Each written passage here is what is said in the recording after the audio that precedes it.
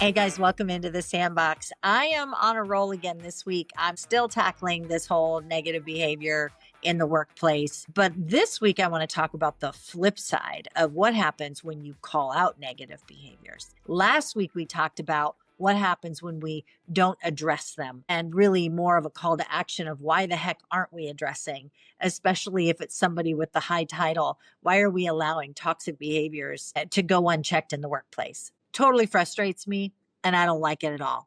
But here's what I do know. The flip side, here's where we go. Flip side, when we call out negative behaviors, I've got some statistics here. I'm going to share them with you. Boosted performance and ROI.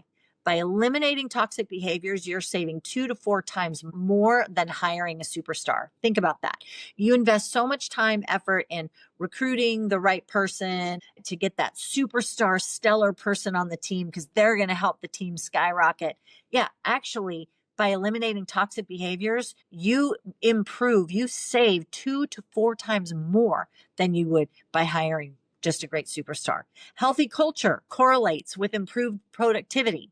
Okay, retention, employee net promoter scores. Hello, that all goes up when you actually call out the negative behaviors. Remember, I told you last week, create the ground rules. This is who we are. This is how we operate. Beyond values, yes, important. Yes, tie your behaviors to your values so we can catch people doing the right thing and doing what we want, doing more of what we want. But our ground rules are our operating standards of who we are and how we do things here. How we do things here. Everybody has a list of that's your culture, right? The culture is how we do things here. Listen, I want you to go to what is it that you're wanting to create and create that. And create that as ground rules with a list of expectation because your retention matters. Okay. Healthy culture correlates to improved productivity. Yes. And you save from turnover by retention when you're addressing those toxic behaviors. Going after the ground rules again,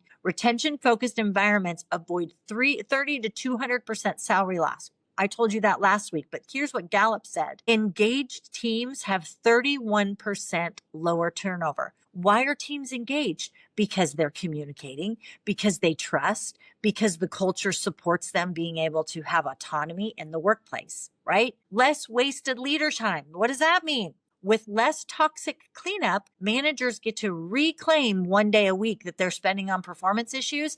They get to reclaim that and repurpose that. What would you do if you had 1 day given back to you a week? What would you do?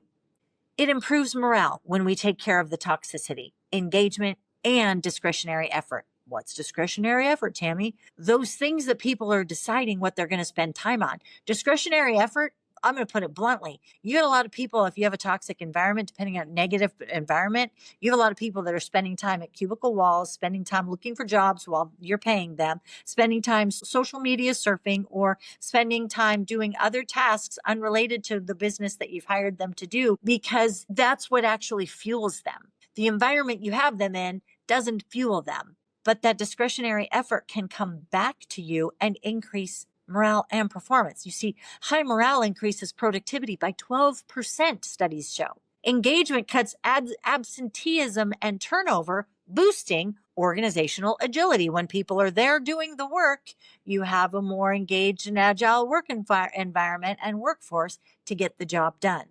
Here's the other thing, health costs. Health and wellness programs return $3 to $15 for every $1 invested. So when you're showing how well-being, right? How our well-being matters, you actually start to reduce that negativity because they feel seen. Your employees feel heard. They feel engaged with.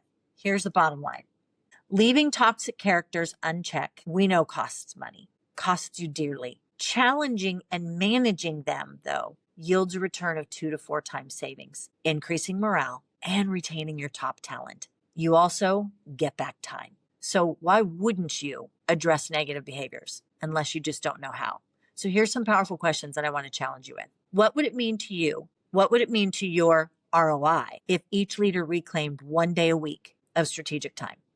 How many negative Nellies are actually costing more than a hiring decision?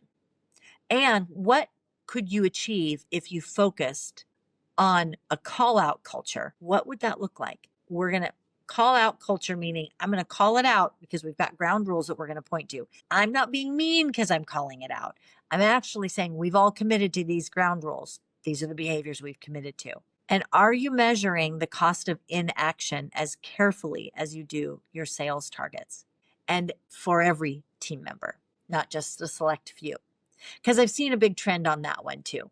What I've seen happen with leaders is when they don't really know what to measure, they go after the few people that they just think aren't being productive, and they tie it to, are you selling? Are you hitting your numbers? Are you all of those things, instead of actually going, so what's causing us not to hit it?